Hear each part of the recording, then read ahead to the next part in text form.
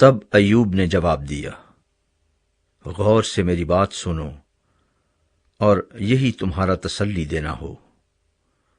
مجھے اجازت دو تو میں بھی کچھ کہوں گا، اور جب میں کہہ چکوں تو ٹھٹھا مار لینا۔ لیکن کیا میری فریاد انسان سے ہے؟ پھر میں بے صبری کیوں نہ کروں؟ مجھ پر غور کرو اور متعجب ہو، اور اپنا ہاتھ اپنے منہ پر رکھو۔ جب میں یاد کرتا ہوں تو گھبرا جاتا ہوں، اور میرا جسم تھرا اٹھتا ہے۔ شریر کیوں جیتے رہتے، عمر رسیدہ ہوتے، بلکہ قوت میں زبردست ہوتے ہیں۔ ان کی اولاد ان کے ساتھ ان کے دیکھتے دیکھتے، اور ان کی نسل ان کی آنکھوں کے سامنے قائم ہو جاتی ہے۔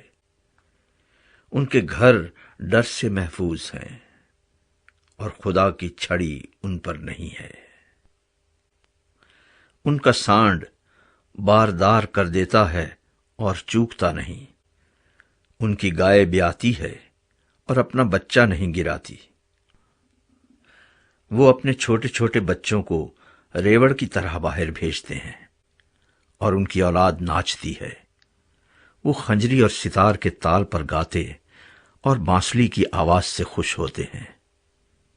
وہ خوشحالی میں اپنے دن کاٹتے اور دم کے دم میں پاتال میں اتر جاتے ہیں۔ حالانکہ انہوں نے خدا سے کہا تھا کہ ہمارے پاس سے چلا جا، کیونکہ ہم تیری راہوں کی معرفت کے خواہاں نہیں۔ قادر مطلق ہے کیا کہ ہم اس کی عبادت کریں؟ اور اگر ہم اس سے دعا کریں تو ہمیں کیا فائدہ ہوگا؟ دیکھو، ان کی اقبال مندی ان کے ہاتھ میں نہیں ہے۔ شریروں کی مشورت مجھ سے دور ہے۔ کتنی بار شریروں کا چراغ بجھ جاتا ہے، اور ان کی آفت ان پر آ پڑتی ہے، اور خدا اپنے غضب میں انہیں غم پر غم دیتا ہے، اور وہ ایسے ہیں جیسے ہوا کے آگے ڈنٹھل، اور جیسے بھوسا جسے آندھی اڑا لے جاتی ہے۔ خدا اس کی بدی اس کے بچوں کے لیے رکھ چھوڑتا ہے۔ وہ اس کا بدلہ اسی کو دے تاکہ وہ جان لے۔ اس کی ہلاکت کو اسی کی آنکھیں دیکھیں، اور وہ قادر مطلق کے غضب میں سے پیے۔ کیونکہ اپنے بعد اس کو اپنے گھرانے سے کیا خوشی ہے، جب اس کے مہینوں کا سلسلہ ہی کاٹ ڈالا گیا۔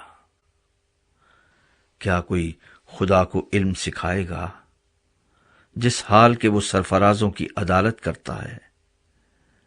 کوئی تو اپنی پوری طاقت میں چین اور سکھ سے رہتا ہوا مر جاتا ہے۔ اس کی دہنیاں دودھ سے بھری ہیں، اور اس کی ہڈیوں کا گودا تر ہے، اور کوئی اپنے جی میں کڑ کڑ کر مرتا ہے اور کبھی سکھ نہیں پاتا۔